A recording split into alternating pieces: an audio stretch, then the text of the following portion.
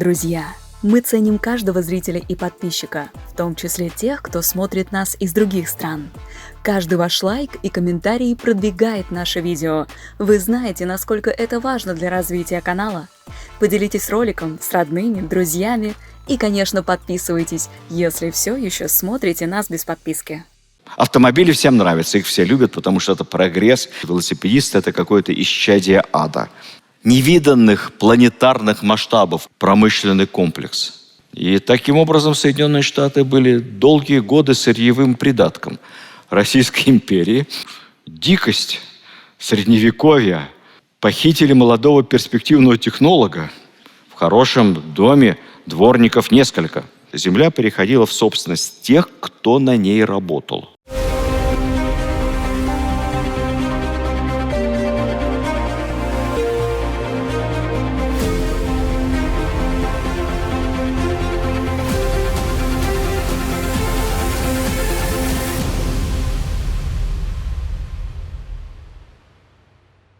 Давайте продолжим.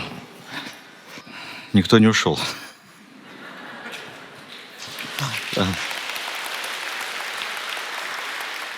В канун 2013 года в Россию приехал французский экономист, журналист, популярный автор по заказу французского правительства. Он был в числе тех, кто должен был составить записку о состоянии дел в российской экономике, посмотрев на это дело изнутри. Французские банки давали много кредитов русской промышленности, русским банкам. Насколько перспективно развитие России, а то вдруг денег не отдадут, обанкротятся. И вот в 2013 году он пишет книгу, она будет потом издана, «Россия в 2014 году». Звали его Эдмон Терри, и его очень любят цитировать наши сторонники России, которую мы потеряли. Кавычки. Если у больших европейских народов дела пойдут таким же образом между 1912 и 1950 годами, как они шли между 1900 и 1912, то к середине нынешнего столетия, 1950 году, Россия будет полностью доминировать в Европе как в политическом, так и в экономическом и финансовом отношениях. Население России к 50 году должно составить 345 миллионов человек, а ее владение и контроль над экономикой, политикой и финансами в Евразии будут тотальными. Вот о чем писали в канун Первой мировой войны французы. И они не делали нам комплиментов. Это было ориентировано на французских читателей, на французских чиновников. То есть это было предостережение. Развитие ошеломляющими темпами экономики Российской империи, означало ли это, что нет проблем? Означало ли это, что не нужно было решать какие-то назревшие противоречия? Этот вопрос непростой, тут, как говорится, надо выдохнуть, вздохнуть и поразмышлять. Давайте попробуем поразмышлять вместе, потому что это, возможно, самая интересная часть, может быть, даже всего нашего курса рассказов из русской истории. Начнем с психологии. У нас сложилась картина, где-то в XIX веке этим баловались все наши историки, ученые, философы, публицисты, что вот Петр I молодец был, стремился догнать и обогнать Европу, прорубить окно в цивилизованный мир, вытащить за волосы пасконную Россию из болота. И эту задачу догнать и перегнать никто не снимает. Надо стремиться к прогрессу, к свету, который на Западе. Лучшие люди страны требовали от правительства, от власти постоянного догоняющего развития. И потом это перекинулось и на советскую эпоху. И Сталин требовал. В других обстоятельствах, правда, что мы должны совершить скачок, иначе нас сомнут. И Хрущев требовал догнать Америку. Общество привыкло к тому, что мы постоянно догоняем цивилизованный мир, но вот просто никак не догоним. Так вот, эта идея исконной фатальной отсталости России, где мы просто обязаны стремиться за Западом, эта идея болела все наше общество. Основания для этого были. Мы брали отдельные архаичные институты, крепостное право. Архаика, архаика. Мешает, мешает. Вредно, вредно. Стыдно, стыдно. Ужас. Во всем мы отстали от Европы. Ну, правда, нюансы не обращали внимания, что там в Америке рабовладение в этот момент. В некоторых странах вот только вчера буквально отменили. То там, где отменили, не особо хорошо стало, когда в порядке экспериментов в Прибалтике отменили крепостное право. И как крепостные крестьяне куда делись? Кто-то стал батраком там же, у того же барина, а кто-то побежал на Новгородщину и Псковщину. Барин, возьмите меня к себе крепостным. Я уж лучше как-нибудь по старинке, на своей земле. Землю дайте мне. Впрямую не работало. Это были западники. Они требовали догнать. Славянофилы, Менделеев, Данилевский, Достоевский, Победоносцев. Они были очень разными людьми, но они никогда не были властителями дум образованного общества. Они все время были на периферии, они все время были какими-то ретроградами. Они философствовали, что у нас своя идеология, что у нас определенная есть бытовая и хозяйственная самостоятельность, свой уклад, свой путь, может быть. Но эти размышления были никому не нужны. Прогрессивная публика требовала, как в Европе. И закончилось тем, что мы нашли, наконец, самое передовое европейское учение, которое уж точно обеспечит, что мы всех не только догоним, но и перегоним – марксизм. Я ударяюсь в философские размышления, но попробуйте подумать. Вот если бы изначально, со времен наших великих писателей, философов, общественная мысль строилась бы по-другому, как у англосаксов. Мы великие, и все. Мы – город на сияющем холме, Капитолий. Несем свет. Миссионеры. Они же в это верят. Если бы у нас строилась так общественная мысль, а что нам догонять? У нас свой русский уклад, свое государство, цивилизация. Ну, посмотрите на объемы-то на наши. Ну, куда нам гоняться за Голландией? Поэтому сравнивать нас с другими надо, в комплексе, в совокупности. Может быть, и психология элит строилась бы совершенно по-другому. Таким образом, постепенно в начале 20 века сформировался, на мой взгляд, глубокий духовный кризис в обществе. Этот духовный кризис охватил все слои. Отнюдь не несколько сотен социал-демократов и передовых рабочих. Нет, все слои. От великих князей до поручиков, от крупных промышленников до купцов. Суть такая. Мы видим, что догнать не можем, хотя очень стараемся. Значит, режим правящий неэффективен. Нужно активнее перенимать прогрессивные идеи. Откуда их брать? С Запада. Мы же путешествуем на Запад. У нас даже была целая программа, неплохая по сути, но результат, я думаю, был ужасный. Когда мы брали земских учителей, они зарабатывали не так много в начальных школах, меньше, чем в гимназиях. Вот их за спонсорский счет, как бы сейчас сказали, направляли на месяц, на 2, на 3 в Европу посмотреть, как там жизнь. Такая туристически познавательная поездка. И они знакомились с глянцем какой-нибудь Северной Италии, Южной Германии и думали, да, а я возвращаюсь к себе в земскую школу. Так же, как и наши купцы, и нобилитет. Они ведь судили о жизни в Европе не по фабрикам Манчестера, а по Ницце и окрестностям, где они отдыхали. Я когда-то сел с женой в машину, взяли, и поехали по Италии. Лет 10 назад, 15. Из Рима на юг, до Сицилии. И как только ты съезжаешь с этого скоростного автобана, которые построены были при Муссолини, съезжаешь на городскую дорогу в Южной Италии, я сейчас не занимаюсь пропагандой, поверьте мне. Я вам рассказываю искренние впечатления. Никакого отношения к туристическому образу Италии это не имеет. Южноитальянский город, как только ты в сторону, в шаг от туристического маршрута, или это не туристический город, выглядит это как в Египте. Первые 2 этажа построены дома, но не покрашены, а дальше торчат железные штыри. И все. И таких домов половина. А белье сушится на улицах, как в кино, на веревках. И ни одного кондиционера нет. Деревянные ставни в лучшем случае защищают тебя от 40-градусной жары, как на Кубе. Вот она, Южная Италия, Калабрия. А грязь в Неаполе такая в стороне от туристического маршрута, что вы бы сейчас задушили бы губернатора, лично бы сказали, как так можно? А там выйти на улицу страшно, понимаете? Говорят, у нас забастовка вторую неделю. И, в принципе, у нас так каждый месяц. Неделю работают, неделю бастуем. Все смотрели на фасад. Надо догонять. Плюс на это наслоился кризис религии, потому что государственная церковь кому-то может быть прекрасная или пригосударственная церковь, но церковь ведь это альтернатива всегда, это духовная отдушина, это утешение. Ну, это как парторганизация в СССР, пойти пожаловаться.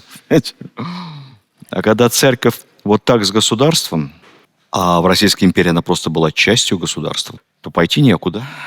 И как бы там ни навязывали закон Божий в школе, от церковно-приходской до гимназии, попов резали, храмы сжигали в гражданскую. Так ведь? Глубокий кризис религиозного чувства.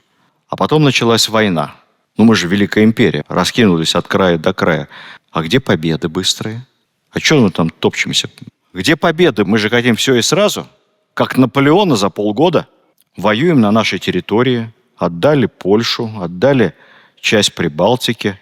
Нехорошо. Требуем быстрых побед. Служить не хотим, но требуем. На это наслоился и своеобразный стиль руководства страны. Стиль Николая II, он вежливый, мягкий, скрытный, упрямый. Это подчеркнутая выдержанность во многом хороша для руководителя, но в кризисный момент у нас ведь требует народ чего? Жесткости. Николай II был хороший человек. Ну, как человек точно. Кадры только подбирал не те. Он людей жалел, он тяжело с ними расставался, жалел соратников. Он думал, что, может быть, они не очень эффективны, зато верны ведь, преданы. Они оказались не только неэффективны, они оказались совсем не верны и совсем не преданы, как только клюнул жареный петух. Была ошибочная ставка. Рост экономики, да, впечатляющий. Умные люди не закрывали глаза на проблемы. Министр Дурново, бывший к тому моменту министр, составил служебную записку, направил ее Николаю. Мы не знаем, может быть, Николай даже и не прочитал ее, потом нашли в архивах. Но это удивительное письмо глубоко компетентного человека и понимающего риски, как в будущее смотрел. Кавычки. В случае неудачи, имеется в виду неудачи в войне, социальная революция в самых крайних ее проявлениях у нас неизбежна. Побежденная армия, лишившаяся к тому же за время войны наиболее надежного кадрового состава, охваченная в большей степени крестьянским стремлением к земле, окажется слишком деморализованной, чтобы послужить оплотом порядка. Законодательные учреждения, лишенные действительного авторитета в глазах народа, оппозиционные интеллигентские партии будут не в силах сдержать расходившиеся народные волны, ими же и поднятые. И Россия будет вернута в беспросветную анархию, исход которой не поддается предвидению. Война еще не началась. Это февраль 2014 года. Это предчувствие войны. Все понимали. Из проблем самых ощутимых империя растет. Население увеличивается на 2,5 миллиона человек в год. Представьте себе, 2,5 в год. Но этот рост населения очень сильно обгоняет рост промышленности и рост сельского хозяйства. Поэтому население некуда приложить. Это особенно большая проблема в европейской части России. В Сибири нет, в Средней Азии, в европейской части. В 1901 году собирается комиссия под руководством Каковцева, это будущий после Столыпина глава правительства. И комиссия, проанализировав ситуацию с демографией в 50 губерниях европейской части России, приходит к выводу: количество лишних рабочих рук 23 миллиона человек. 23 миллиона человек не знают, чем заняться. Они не безработные. Они что-то делают. В прислуга за 10 рублей в месяц. Помощник полового в трактире, чтобы с голоду не умереть. Прислуга работает не только за эти гроши, за еду, за угол. Это крестьяне малоземельные, которые производят меньше продуктов, чем могут себя прокормить свою семью. Поэтому они ничего не выбрасывают на рынок, они все съедают, а в свободное время идут на заработки. Малейшая проблема, и они просто голодают. При этом тенденция роста населения сохранялась, и по подсчетам очень хорошего историка Анфимова, кому интересно углубиться, у него интересная книга есть по экономике России к 2013 году. Вот Анфимов посчитал, что по методике этой комиссии к 2013 году было уже 32 миллиона лишних рабочих рук в стране. Взрослых. Представляете себе? Это огромный процент. Столыпин пытался с этим бороться. Перемещение крестьянских масс, несколько миллионов, как мы помним, с вами уехало в Сибирь, перемещение крестьянских масс на пустующие земли, чтобы они там занялись большим, серьезным при господдержке хозяйством, оно решало эту проблему. Но для того, чтобы это сделать, нужно было политику Столыпина продолжать десятилетиями. Не случайно он просил 20 лет. Ему, может, и 20 лет бы не хватило. Десятилетиями им нужно было поддержку этих крестьян увеличивать, чтобы они не возвращались потом обратно. Потому что если у них не получалось, они возвращались не в деревню, они в город возвращались, проклинающие все. Потому что в деревне все, у них земли нету. Они эту землю продали или передали общине. Этого не хватало. Более того, Столыпинская реформа, которая представляется мне лично абсолютно правильной, необходимой, Столыпин ярчайший, умнейший человек, но она имела один негативный эффект, который тогда предвосхитить было тяжело, а он сказался. Она часть наиболее активных перевезла на новые земли, но кто-то остался, кто-то стал забирать, скупать пустующие земли в общине, в окрестностях, и усилилось социальное расслоение в Центральной России. То есть раньше были в этой общине все бедны, все недовольные. Ну и ладно. А тут ты беден, а рядом кулак. А он вчера твой сосед такой же был. 3 года назад он ничем от тебя не отличался. Какие вы испытываете чувства? Острое желание поработать? Нет. Озлобленность. И эффект потом комбедов, помните? Комитеты бедноты. Им комиссары были не нужны. Они сами кулаков перережут, все подожгут и поделят. Это вот эффект резкого социального расслоения в Центральной России. Рост промышленного производства. Сотни тысяч рабочих мест создаются, но крестьян, которые переезжают в города, еще больше и намного. Статистика такая. 908-13 год. В городах крупных создано 600 тысяч промышленных рабочих мест новых. Новые заводы. То, чем мы гордимся, новые производства.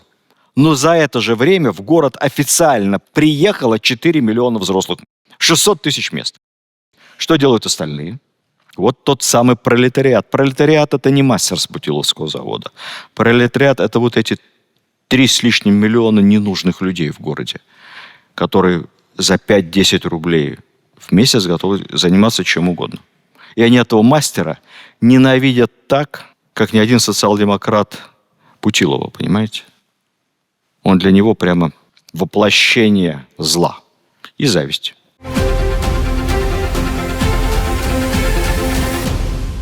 Массовый переезд нищего крестьянства в город, не поглощенный промышленностью, в СССР поглотили. Помните, когда после коллективизации ломанулись в город, а там индустриализация. Она стала поглощать.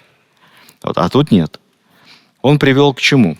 Как ни странно. Экономика растет, а уровень потребления падает. Потребление мяса, молока, яиц, всего, продуктов. В Москве все вот эти годы, когда экономика росла вот так, среднедушевое потребление снижалось. Народу стало больше, а те, кто приехали, едят очень мало. Витте писал, конечно, можно сказать, сгущал краски, но не сильно.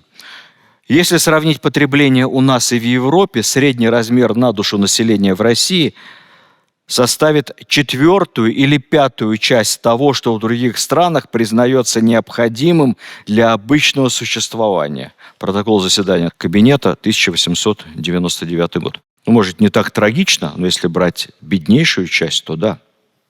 У крестьян хотя бы чуть-чуть потребление росло, потому что все-таки урожайность росла, в том числе и благодаря Столыпинской реформе. Кстати, 913 год – это максимальный урожай в Российской империи за всю ее историю. Потребление в деревне растет, а другая статистика – количество безлошадных и однолошадных хозяйств тоже растет.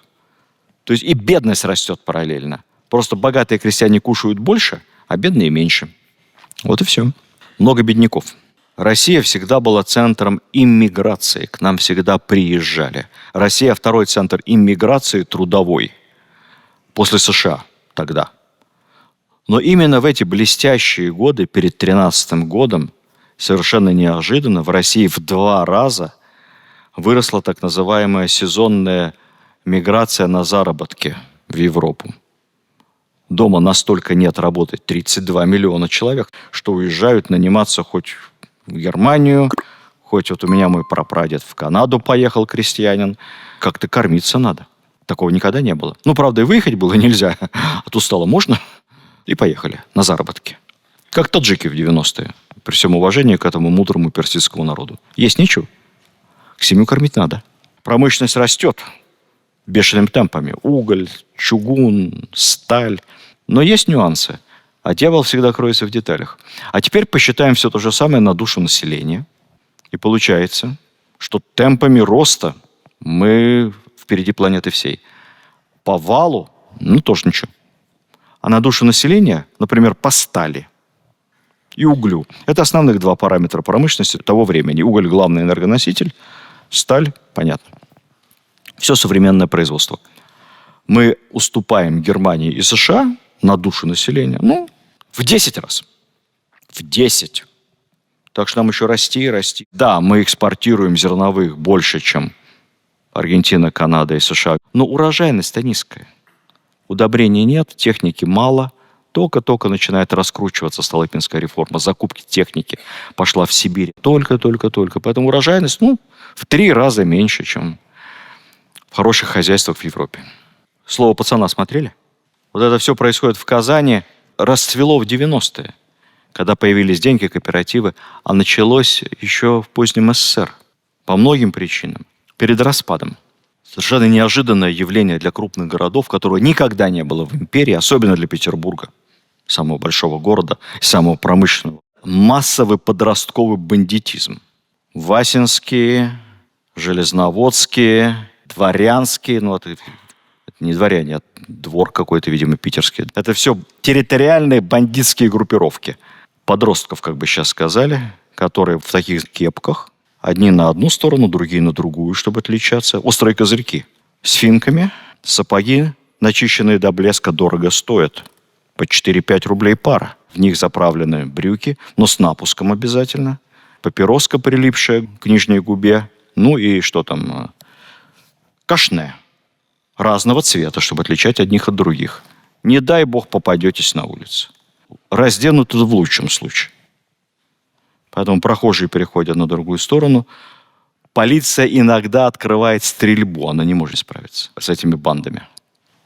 А кто эти подростки? Это либо дети рабочих, вот этих малообеспеченных из деревни, нигде не учившихся. Куда им идти? В гимназию? Нет рядом гимназии. Да и жить-то хочется красиво. Город полон соблазнов. Невские. Рестораны, трактиры, театры. Жизнь несправедливо устроена. Мы ее будем сейчас устраивать под себя. И сразу. Чтобы долго не работать, как отец на заводе. Да что тут предлагать? А то пишут. Конгресс, немцы какие-то. Голова опухнет. Взять все, да и поделить. Либо просто приехавшие вчера из деревни и не устроившиеся те, кто постарше. Статистика показывает резкий рост перед Первой мировой уличного бандитизма и резкий рост во всех городах преступлений против собственности, неуважения к собственности. Этого никогда раньше не было. Это предвоенный феномен. И говорит о чем? Большой нравственный и социальный кризис в обществе. Когда началась война, казалось бы, внешне все экономические показатели только росли. ВПК раскручивался, снарядов и пулеметов мы выпускали все больше и больше. В целом промышленность показывает рост, но людям же все равно, сколько выпускается орудий. И сколько там линкоров заложено на блестящих во время войны судостроительных заводах империи новых. У нас еще Великую Отечественную наш военно-морской флот воевал на наследии военного судостроения царской империи. Мы как-то просто стесняемся об этом говорить. Все линкоры были только царские. Между войнами ничего не построили. И половина крейсеров была царские. И 30-я, 35-я севастопольские батареи легендарные были при царе-батюшке и держали Севастополь. Но когда идет война, что интересует людей? Простые вещи, цены, есть ли товар на полке. А правительство военными заказами забросало промышленность, а завинтить гайки и создать более-менее справедливую систему на время войны рыночного распределения не смогло, а в первое время даже не пыталось. Поэтому получается, что работаешь ты много, рядом с тобой богатеют, на фронте происходит непонятно чего, а ты никакого улучшения сам не ощущаешь, только хуже, потому что цены растут, инфляция. Мы сейчас можем сильно наш ЦБ ругать, но они хотя бы борются с инфляцией доступными им способами. Тогда с инфляцией не боролись, а народ привык к тому, что инфляции просто нет. За последние 5 лет перед войной рост цен 3,25%. То есть инфляция менее 1% в год. Вообще не ощущается. А тут за 3 года подорожание по разным товарным позициям. Бумажный станок включили, денег взять неоткуда. В 4, в 5, в 6 раз подорожание. И вот уже нарушено снабжение хлебом в городах. И вот уже губернаторы запрещают вывоз хлеба с территории своих губерний. Армия начинает колебаться, когда начинаются стихийные возмущения, где-то хлебный магазин разгромят, где-то лавку подсудную, где-то еще какие-то возмущения. По инерции это даже силы правопорядка ничтожны совершенно. Росгвардии нет, на разгон толпы бросается армия. Начинают фиксироваться случаи, когда солдаты и даже казаки отказываются разгонять толпу. Потому что они такие же крестьяне, горожане вчерашние. Да они им сочувствуют. Мы этим заниматься не будем, пусть жандармы занимаются. А жандармов в городе 5 человек. То есть солдат тоже устал. Солдат живет письмами из дома. В деревне тоже не все гладко.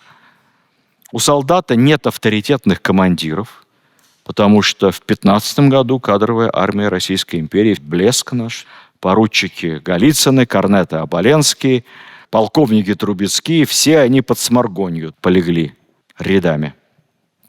Все, армия другая. Даже в армии глубокий идейный кризис. Поэтому, когда в феврале 2017 года толпы возмущенных солдат, все подряд, хулиганов тех самых из банд, будет очень много на улицах, вперемешку с женщинами, работницами, кем-то еще, какими-то случайными бастующими, когда вся эта толпа хлынет на улице, где офицеры, монархисты, верные, никто не выйдет защитить монарха.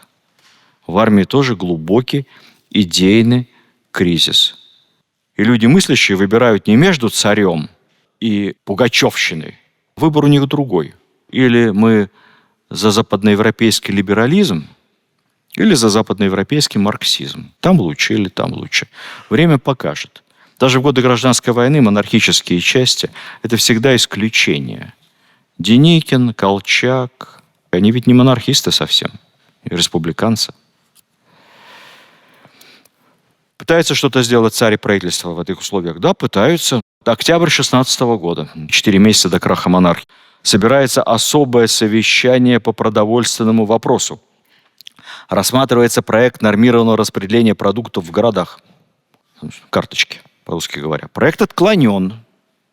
Не нужно нам карточки вводить, потому что у нас свобода предпринимательства. Священное право частной собственности. Не надо.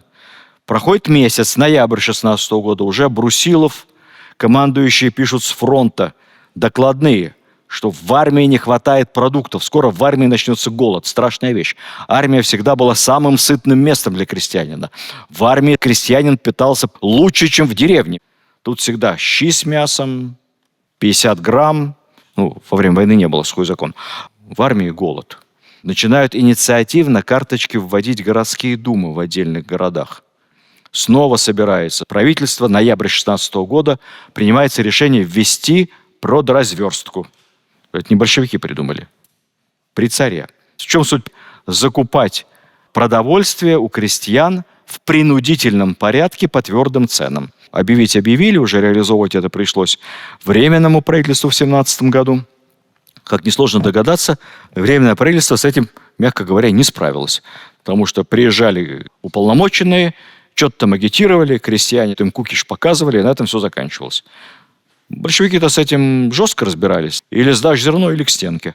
Уговоры тут не работали. У Временного правительства не получилось, они демократы. Есть идея, что революция февральская 17 года была вызвана каким-то заговором. То ли это заговор железнодорожников, которые задерживали поставки хлеба в Петербург. Полная ерунда, если посмотреть реальные документы. Заговор промышленников против царя. Специально увольняли рабочих. Ну, наверное, промышленники были недовольны и о многом перешептывались. И, наверное, заговоры какие-то были. Или заговор депутатов Государственной Думы, заговор в верхах. В любом случае, тут даже нет смысла спорить о масштабе заговоров. Речь идет о том, что это все было не причиной революции, а следствием. Это попытки разных групп элит как-то отреагировать на неспособность государственной машины обеспечить стабильность, обеспечить перераспределение ресурсов и контроль над этим. В очереди за хлебом в феврале 17 года в Петрограде хлеб-то был? Хлеб был в городе. Не то, что его не довезли, он просто был. Или не тот хлеб, или не в тех магазинах. То есть он в целом был, но, например, в магазинах в рабочих кварталах все быстро закончилось, а в магазинах в центре хлеб был. Система распределения и учета не работала. Карточек нет, тут разобрали, а тут дороже, а дешевого нет. Народ раздражался не столько отсутствием продуктов, народ раздражался необходимостью стоять в очереди за продуктами, занимать очередь чуть ли не с вечера, потому что быстро заканчивается. Это вам ничего не напоминает, кто постарше? Михаил Сергеевич Горбачев, начало перестройки. Продуктов, они как бы есть, но их нет. Вот молочный магазин у меня рядом с домом был. Я твердо знал, что если до 8:30 утра он открывался в 8, ты не купил, то с 8:30 на полках только маргарин. Еще такой животный жир в брикетах. Все. Все продукты продавались за 30 минут, максимум за час. Где-то они, наверное, были, но не здесь. И ты, конечно, можешь производить много танков, но когда у тебя дети лишены молока, ты очень сильно недоволен действующей властью. В канун распада СССР. Были какие-то совершенно нелепые, просто грубые ошибки власти. Глупость хуже измены. Вот нахождение в Петербурге и окрестностях запасных полков, которые формировались для отправки на фронт. То есть собирают крестьян, запасный полк выполняет функцию учебки, полки эти раздуты, запасный полк, Волынский, 20 тысяч солдат, 2 дивизии. И вот они здесь как бы учатся чему-то и ждут отправки на фронт. Как думаете, чего хочет этот солдат, живущий в казарме в Петербурге, еще выходящий оттуда? Проходишь мимо витрины, а там рябчиков жует, буржуй, а тебя завтра-послезавтра отправят умирать. У него мысль только одна. Как бы сделать так, чтобы штык в землю, а желательно в бок этому буржую. 200 тысяч солдат запасных полков вооруженных. И на начало февральской революции. Топливо для революции. Ну, а потом вот эти все заговорщики, если они были, когда запустили процесс в феврале, они-то думали, что они ведь знают как. Они же знают, как управлять-то. Лучше, чем эти закостенелые царские генералы. Эти партийные чиновники, секретари обкомов, красные директора, промышленники и прочее. Мы-то знаем как. А потом выяснилось, что ничего, кроме как выступать с трибуны Совета, он не умеет, или Государственной Думы. И никогда не умел. Просто все повторяется один в один. Модель распада государства, перехвата демократическим сообществом и полный развал всего, потому что демократическое сообщество ничего делать не может. Оно может выступить с трибуны. Поэтому, говоря о причинах, предпосылках революции, можно сказать вот что. Значит, предпосылки революции действительно в Российской империи были. Очень много противоречий. Бедность, низкий уровень жизни, десятки миллионов скрытая безработица и скрытая нищета, колоссальное расслоение как в деревне, так и в городе, полная оторванность высшей элиты, части высшей элиты от земли. Это вот те самые дворяне, которых Витте называл прослойкой дегенератов. Это премьер-министр говорил, думающих только о собственном благополучии и все, ни на что не способных. Болезнь роста. Россия напоминала, подростка бывает лет в 14, ребенок раз и за лето вырос на 15 сантиметров. Такой здоровый становится, нескладный, еще как бы не такой сильный, как должен быть молодой мужчина, но уже издалека похож. И у него в это время еще иногда бывает и побаливает что-то, и еще костяк такой некрепкий у него, и голос сломался. Он растет очень быстро. И вот тут, не дай бог, когда из-за этого очень быстрого роста организм не перестроился, гормональная иммунная система не перестроились, организм очень слаб, и в этот самый момент бах-бах-бах на мороз, заболел, отравился, поломался. Надо следить очень в этот момент. Самый хрупкий возраст. Российская империя в 13 году напоминает мне вот этого подростка-переростка. Да еще дурь в голове, потому что уровень образования очень низкий. А тут агитатор у тебя на заводе, которому научили в рабочем кружке непонятно чему. А плюс ко всему работать-то приходится много. Крестьянский труд, он другой совсем. Много поработал, отдохнул. Напрягся, выдохнул. А на заводе Максим Горький, мать, помните? Гудок, и каждый день одно и то же. Толпой к машине. Ты придаток машины. 6 дней в неделю. Без остановки, монотонно. Совершенно другой образ жизни, к которому крестьянскому, с чистого воздуха пришедшему парню очень тяжело привыкнуть. И хочется все это поломать. А тут мастер над тобой издевается. Штрафует тебя постоянно. Сам-то мерзавец получает рублей 120, наверное, в месяц. А я тут за 20 горбачусь. Еще 5 рублей отдаю за угол в комнате. Поэтому предпосылки к революции были. А вот причинами как раз стал целый комплекс факторов, сложившихся воедино. От проблем с управлением до глобального фактора самого главного мировой войны. Черные лебеди. Война, неуверенность власти, разброд в элитах, зараженность абстрактными европейскими идеями прогресса, совершенно оторванными от реальности, наложенными на полное неумение этих элит чем-то руководить. В отличие от плохих царских чиновников и плохих, может быть, генералов, но те хотя бы умеют, а эти ничего не умеют. Плюс очень большой слой бедных, брошенных, лишних людей в империи, которым на самом деле нечего терять, кроме своих цепей. И они станут топливом очень жестокой гражданской войны.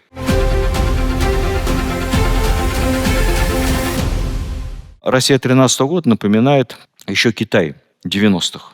Страна с огромным темпом развития, но еще достаточно неравномерным и низким уровнем жизни. Столыпин подавил волнение на площади Тяньаньмэнь, революцию 5 года. Но дальше надо было что-то делать. А тут происходит вот это все. Уровень жизни Российской империи 13 года, как и уровень цен, чем-то даже начинает отдаленно напоминать СССР конца 70-х, в канун Олимпиады. Все это можно соотнести как-то. Цены, зарплаты. Рабочие в СССР в целом получали побольше пропорционально. Интеллигенция и офицеры поменьше, но не кардинально. Не было очень богатых и не было очень бедных, как в Российской империи. Вот этих крайностей не было. А в остальном Россия 13 года и СССР 79-го очень похожи.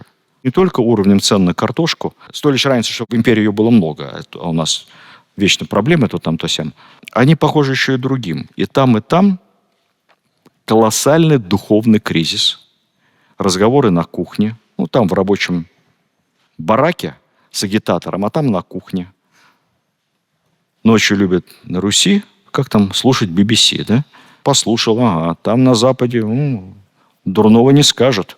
Надо стремиться к прогрессу, к Кока-Коле. Духовный кризис. Неверие власти, неверие партии, церкви, неверие элитам. Ну и плюс в среднем, конечно, мы отстаем в потреблении от Запада по количеству стиральных машинок на душу населения. Правда, мы опять же сравниваем себя с тем, что читаем в журнале «Америка». Помните, такой глянцевый к нам доставляли? И то, что нам рассказывает BBC, немецкая волна. Реалии мы знаем не очень. А то, что нам показывают по телевизору, делается кондово, и все равно мы в это не верим.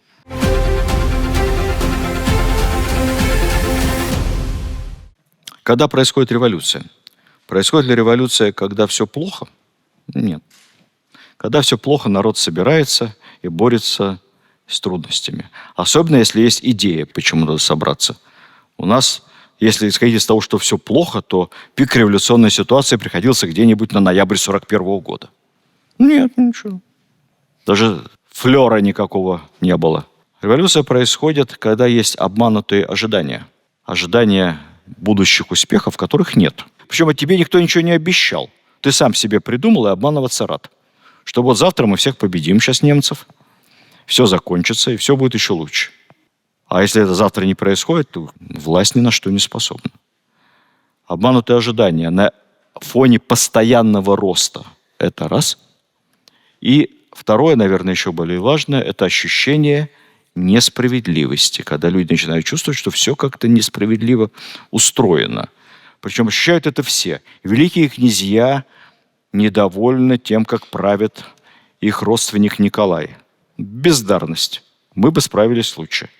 Капиталисты, промышленники недовольны тем, как управляют страной. Аристократы, элита ни на что не способны. Дегенераты, пустейшие люди. Один был умный человек, Витте, и то его отправили в отставку из наших. А эти ничего не могут. Офицеры недовольны генералами, солдаты недовольны офицерами. Кстати, удивительная вещь. У нас шла мировая война, тут 200 тысяч, так сказать, призывников, ни одного политработника. Солдатам просто не объясняли, крестьянам, из которых, я напомню, 75% по официальной статистике безграмотных или малограмотных. Они читать не умеют. Им даже не объясняют, за что они будут воевать. Дадут винтовку за батюшку царя. Какой батюшку царя? У меня тут дома такие проблемы. Вроде на нас никто не нападал. Там хоть понятно, Бонапарте Москву сжег. А здесь за что? За Сербию, что ли? Это где? Я домой хочу. Жена, дети, корова. Красная армия молниеносно сделала правильные выводы. И у нас, помним, в каждой части появился комиссар, который не только следил за командиром, он с утра до вечера объяснял солдатам, фурманов, за что они должны умереть, за какое светлое будущее, и кто лучше, коммунисты или большевики. Он это объяснял им с утра до вечера. Поэтому сознательность была значительно выше в рядах РККА по сравнению с имперской армией образца конца 16-го, начала 17-го года. Ну и просто несправедливость, которую ощущали все простые люди. Я пашу на заводе, с вечера мой сын занимает очередь за хлебом, потому что он быстро утром закончится. Жена голодная, а эти на витринах ешь ананас и рябчиков жуй с утра до вечера. И долго я буду это терпеть? Несправедливость. Поэтому была ли неизбежность революции? Нет, не было. Да и у СССР не было неизбежного краха в конце 70-х. Экономических причин глубоких для краха империи не было. Предпосылки были, такие же предпосылки были в Англии. Как-то там переболели. По-легкому это прошло. Это скорее революция и последовавшая потом гражданская война породили колоссальный экономический кризис и крах в государстве, а не наоборот. Железные дороги рухнули после февральского переворота 17 года, а не до, и они не вызвали февральский переворот. Поэтому как можно относиться к событиям 17 года? К избавлению? От чего? Мы от чего избавились с вами во второй половине 1991 года? Избавилась Россия от Советского Союза? Мучаемся с той поры, наводим порядок, собираемся. Освободились сами от себя. Также и в 17-м сами от себя освободились, и потом 10 лет восстанавливали уровень производства электроэнергии 16 года. Это катастрофа. Это действительно катастрофа, и с этим никто не спорит. Главное, что мы должны понимать, не осуждать, не восторгаться, понимать, в каких обстоятельствах она произошла, и что сделать так, чтобы катастрофы не повторялись. Поэтому мы обязаны разбираться с тем, что произошло, знать плюсы, успехи империи, знать минусы империи, понимать ошибки, которые были допущены, и их осознавать. Без знания истории мы должны признать себя случайными, ничего не значащими, как и зачем мы пришли в мир, как для чего в нем живем, как к чему должны стремиться. Это Василий Осипович Ключевский. А я, продолжая эту мысль, все время говорю, что история – это наука не о прошлом. Точнее говоря, не только о прошлом. История – это наука и о настоящем, и о будущем. Вот чтобы это будущее было светлым, мы должны историю знать, мы должны делать из истории правильные выводы и извлекать из нее уроки. Спасибо вам за внимание и за любовь к русской истории.